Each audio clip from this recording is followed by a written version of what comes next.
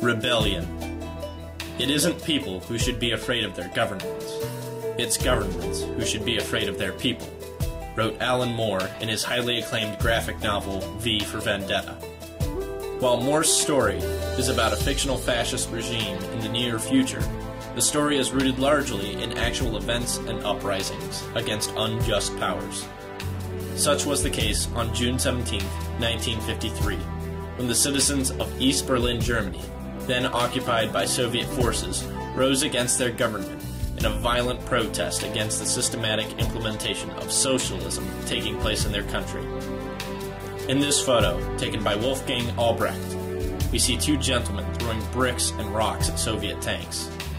They know that they are at the disadvantage, that their projectiles will do no physical damage to the massive vehicles. Instead, they are demonstrating their true feelings: distrust, dislike, disenfranchisement, and disgust with their government. Elsewhere in the photo, debris litters the streets. Through the dust left behind by the tanks and to the left of the frame, we see more protesters looking on at the two brick throwers.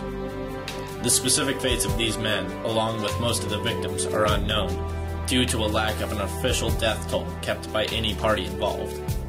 Somewhere between 55 and 383 protesters lost their lives acting out against fascist oppression.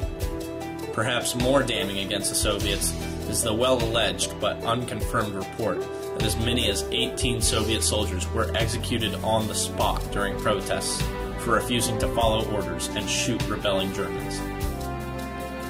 Never underestimate the potential for action from a people deprived of their rights.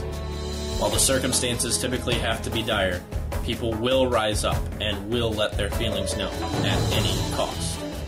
In addition to the probable hundreds of deaths, upwards of 1,800 Germans were injured in the protests, with another 5,100 arrested in an effort to show that regardless of the plans of the Soviets, the German citizens were not going to go silently.